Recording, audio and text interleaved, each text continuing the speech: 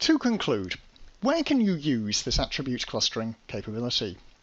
It's in large query-based systems, your data warehouses, your decision support systems, where you are using typically direct loads to maintain the tables. I'm sure you noticed I was using the append hint as I loaded data into my table.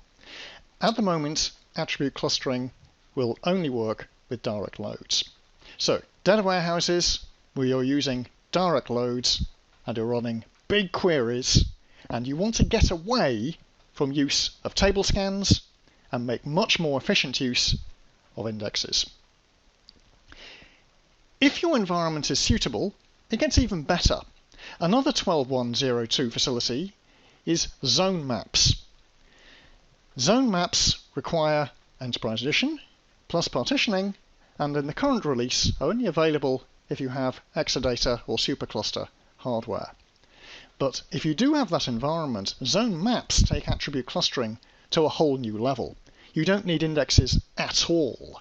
Zone maps allow block pruning without use of any indexes whatsoever.